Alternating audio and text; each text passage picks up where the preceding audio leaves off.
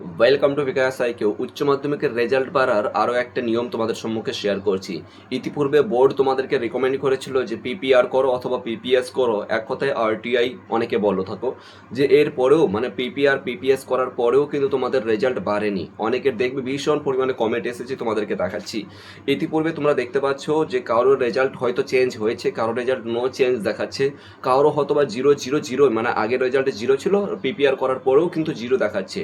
ইতিপূর্বেও কিন্তু এমনটা দেখেছি আমি, যে কারো 3 নাম্বার বা 2 নাম্বারের জন্য ফেল হয়ে যাচ্ছিল, তাকে কিন্তু 2 নাম্বার 3 নাম্বার পিপিআর করার পরে কিন্তু দিয়ে দেওয়া হয়েছে। এক কথায় বলতে গেলে কারো রেজাল্ট চেঞ্জ হচ্ছে, কারো রেজাল্ট চেঞ্জ হচ্ছে না, কারো 0-তে 0ই থেকে যাচ্ছে।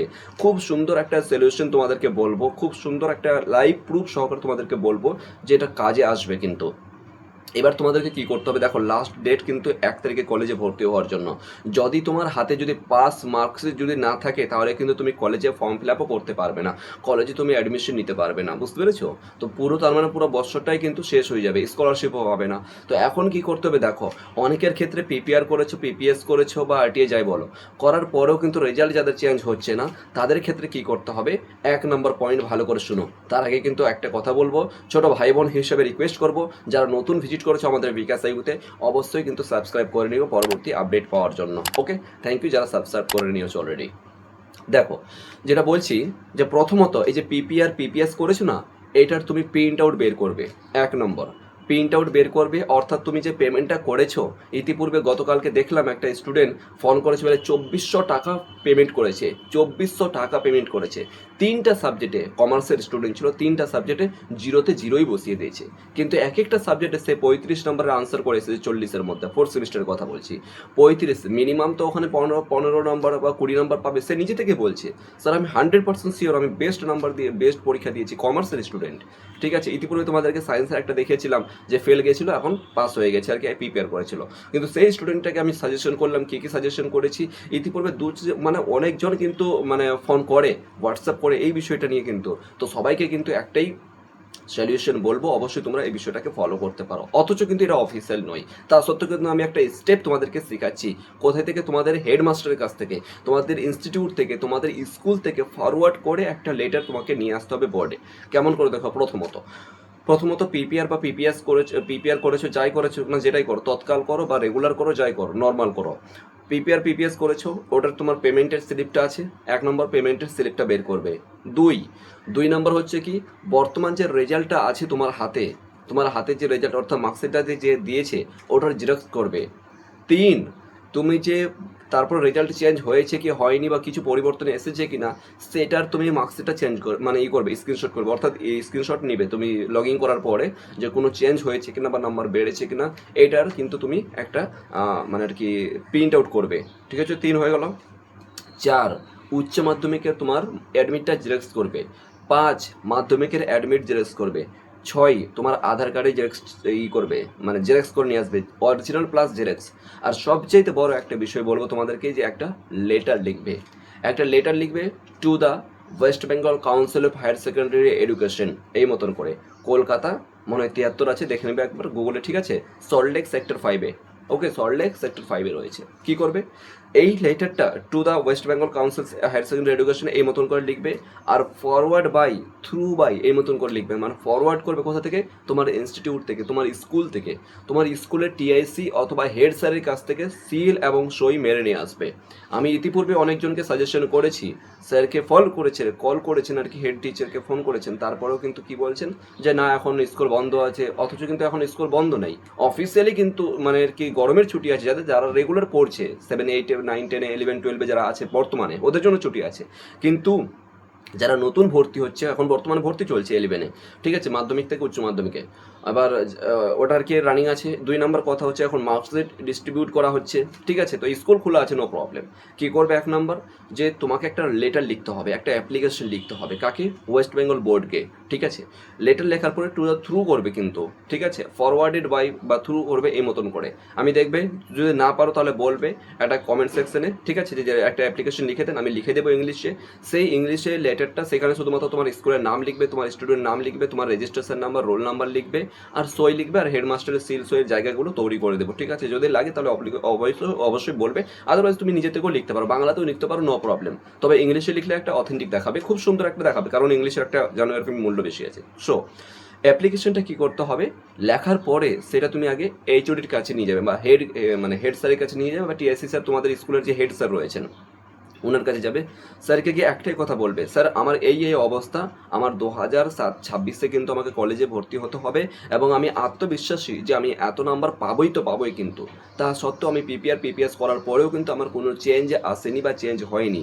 এই বিষয়ে আমি একটা অ্যাপ্লিকেশন করছি এবং তার পাশাপাশি এটা কিন্তু আমি যোগাযোগ করছি বোর্ডের সঙ্গে। তো আপনার সিল এবং সই লাগবে। কেন সিল আর সই লাগবে জিজ্ঞাসা যদি করে, বলবে স্যার আমি যে আপনার কলেজের, আমি যে আপনার স্টুডেন্ট, মানে আমি যে আপনার স্কুলের যে স্টুডেন্ট, এটার একটা আপনি সাক্ষী দিচ্ছেন যে হ্যাঁ এই স্টুডেন্টটা আমার স্কুলের ছাত্র বা ছাত্রী, ঠিক আছে? সেই জন্য কিন্তু স্কুলের কাছ থেকে, স্কুল থেকে একটা লিখে নিয়ে আসবে অ্যাপ্লিকেশন। এটা কিন্তু অফিসিয়ালি নয়, তবে আমি এটা নিজে থেকে করেছি। আমি এটা নিজে থেকে 2024 সালে একটা স্টুডেন্ট করেছি, আসতে বলেছিলাম বোর্ডে, আমি নিজেও গিয়েছিলাম, ঠিক আছে? আমি বর্তমানে শিয়ালদাতেই থাকি, শিয়ালদার আশেপাশে থাকি, কলকাতাতে থাকি, ঠিক আছে? যাবে কোথায় বলে দিচ্ছি, যখন এইচওডি বা হেড স্যার অথবা টিআইসি স্যার সিল সই মেরে দিলেন, নেওয়ার পরে অরিজিনাল কিন্তু ওটাই জেরক্সও করে নেবে। এই সমস্ত প্রায় 7খানা জিনিসের কথা বললাম, 7খানা পেপারের কথা বললাম, এগুলো অরিজিনাল এবং জেরক্স দুটো কপি তৈরি করবে, একটা অরিজিনাল থাকবে, একটা জেরক্স থাকবে। নেওয়ার পরে তোমার বাবা অথবা মাকে নিয়ে, দরকার পড়লে তোমার যদি স্যাররা, এমনি তো আমার মনে হয় না যে স্যাররা আসবেন, ঠিক আছে? তোমার বাবা মাকে নিয়ে, তোমার বাবা অথবা মাকে কাউকে নিয়ে তুমি কোথায় আসবে, বোর্ডে আসবে, কলকাতায় আসবে। কলকাতা কোথায় আসতে হবে, সেক্টর 5-এ। প্রথমত শিয়ালদা নামবে, অথবা কেউ যদি হাওড়া পৌঁছাও তো হাওড়া থেকে শিয়ালদা আসবে। শিয়ালদা থেকে তোমাদেরকে বলবে মেট্রো ধরবে, যেটাকে তোমরা অনেকে গ্রাম্য ভাষায় পাতাল রেল বলো, পাতাল রেল ধরবে, ঠিক আছে? পাতাল রেল ধরে 20 টাকার টিকিট কাটবে। কোথায় বলবে যে সেক্টর 5-এ যাব, ঠিক আছে? সেক্টর 5-এ যাব। তো 20 টাকার টিকিট কাটার পরে, মানে পাতাল রেলের 20 টাকার টিকিট কাটার পরে সেক্টর 5-এ যেতে হবে না, সেক্টর 5-এর আগের স্টেশন, আই থিঙ্ক করুণাময় না কি একটা নাম আছে, এক কথাই শুধুমাত্র ওখানে গেলেও 20 টাকা টিকিট নেবে, আর সেক্টর 5 গেলেও 20 টাকা টিকিট নেবে। 20 টাকা টিকিট তুমি কেটে নিলে, বলো যে সেক্টর 5 যাবো, তার আগের স্টেশন তুমি নেমে যাবে, ঠিক আছে? তার আগের স্টপ তুমি নেমে যাবে। নামার পরেই কিন্তু জাস্ট পায়ে হেঁটে 1 মিনিট বা 1.5 মিনিট, 1 থেকে 2 মিনিট মারলাম, পায়ে হেঁটে কিন্তু পাশে, একদম স্টেশনের পাশে দেখতে পাবে West Bengal council higher secondary Vidyasagar ভবনটা দেখা যাবে, ঠিক আছে? বোর্ডের ওখানে দেখা যাবে, ওইখানে যাবে। যাওয়ার পরে সিকিউরিটিকে ফার্স্ট দেখাবে এই জিনিসগুলো আমার এই মতন। সিকিউরিটি কিন্তু এন্ট্রি দিবে না, এর জন্য কিন্তু তুমি সিকিউরিটিকে ফার্স্ট আগে রিকোয়েস্ট করবে, আমি চেয়ারম্যান সাহেবের সঙ্গে কথা বলতে চাই, আমি যে এক্সামিনার দায়িত্বে রয়েছেন ওনার সঙ্গে কথা বলতে চাই, আমি বিষয়গুলো প্রুফ সহকারে দেখাবো। আদারওয়াইজ আমার খাতা আমি তো করবো, উইথড্রল করবো, খাতা উইথড্রলও করা যায়, মানে খাতা তোমাকে রিটার্ন দিয়ে দেবে। তা বলে এটা নয় যে তোমাকে মার্কশিট কাউন্ট করবে না। রিটার্ন করার জন্য, মানে খাতা উইথড্রল করার জন্য কিন্তু ওর জন্য আলাদা পয়সা দিতে হবে, ঠিক আছে? আমরা যখন ইউনিভার্সিটিতে কলেজে পড়েছি আর কি, ঠিক আছে, আমরা পিপিএস করতাম, তো অবভিয়াসলি নাম্বার বেড়েছে। আমাদের কিন্তু কলেজ বা ইউনিভার্সিটির একটা সিস্টেম রয়েছে ইউনিভার্সিটির, যে 5 নাম্বারের উপর বাড়ে না। তবে তোমাদের স্কুলে ভালো একটা দিক, মানে আনলিমিটেড আর কি। এমনকি দেখা গেছে যে কেউ 1 নম্বর পেয়েছিল, পিপিএস করার পরে 12 নম্বর বেড়েছে, 12 নম্বর বেড়েছে, বুঝতে পারছো? তো এটা আর কি হবে। কিন্তু আমাদের ইউনিভার্সিটি যখন সময় ছিল, ওখানে কি 5 নম্বরের উপর বাড়তো না এক একটা সাবজেক্ট, বা মানে এক একটা পেপারে যদি আমরা মানে প্রিপেয়ার করতাম। যাই হোক, তো তোমরা কি করবে, ওই জিনিসটা করার পরে, মানে বোর্ডে যাওয়ার পরে ওখানে কি বলবে, স্যার আমাকে খাতা উইথড্রল করে দেন। যদি না মানে, আমি খাতা উইথড্রল করবো। উইথড্রল মানে তোমাকে খাতাটা রিটার্ন দিয়ে দেবে, তুমি যে লিখেছো। এবার তুমি নিজে থেকে কিন্তু, স্যাররা প্রথমত আপনাকে চেক করবে না, সেটাতেও যদি সন্তুষ্ট না হয়, যদি নাম্বার না বাড়ে বা আর কিছু, তাহলে সেক্ষেত্রে তুমি খাতাটা তুমি উইথড্রল করে নিবে, মানে তোমার খাতা তুমি নিজে থেকে তখন কিন্তু চেক করবে, স্যারেদের সামনে চেক করবে।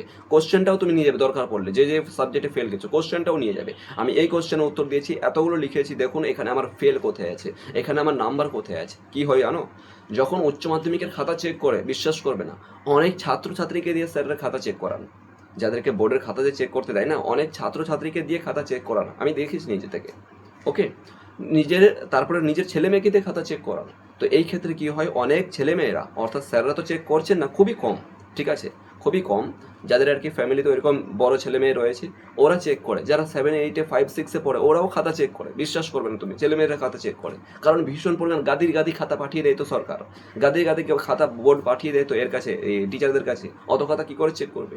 সেজন্য কিন্তু কোথাও একটা বড় মিস্টেক হয়, ঠিক আছে? তো এই জিনিসগুলো ফলো করবে। একবার আবার বলছি, ১ নম্বর পিপিআর, পিপিএস যে করেছো ওটার প্রিন্ট আউট করবে। ওটার প্রমাণ নিবে যে আমি এত টাকা কাটিয়েছি এবং আমার রেজাল্টটাও প্রিন্ট আউট করবে। বর্তমান রেজাল্টে কি এসেছে। ঠিক আছে? ১ নম্বর বেড়েছে বা ২ নম্বর বেড়েছে, আমার বাকি পাস মার্কটা আসছে না কেন? এটা করবে। তোমার তারপর বর্তমান যে হাতে মার্কশিটটা দিয়েছে সেটাও নিয়ে যাবে। ঠিক আছে? জেরক্স প্রত্যেকটা জেরক্স করে আর অরিজিনালও নিয়ে যাবে। ওকে? এরপরে তোমার আধার কার্ড নিয়ে যাবে। আধার কার্ড লাগে না তাও আর কি বললাম যদি জিজ্ঞাসা মানে দেখতে চাই আর কি। ঠিক আছে? অথেন্টিক হিসেবে তুমি নিয়ে যাবে। আর তোমার বাবা মাকে নিয়ে যাবে। এই সমস্ত প্রসেসগুলো তুমি নিয়ে আগামী সোমবারের মধ্যে, আগামী কালকেই কিন্তু আমি আজকে যে ভিডিওটা বানাচ্ছি আজকে রোববারের দিন, আগামী কালকে সোমবারের দিন এই যে পরামর্শটা দিয়েছি, অথচ এটা কিন্তু কোনো অফিসিয়ালি পরামর্শ নয়। তবে আমি নিজে থেকে করেছি, 2024 সালে গেছি। তবে আমি 2024 সালে আমি এইচএস দিন আমার একটা স্টুডেন্টকে মালদা থেকে এসেছিল। ঠিক আছে? আমি ওর সঙ্গে গিয়েছিলাম।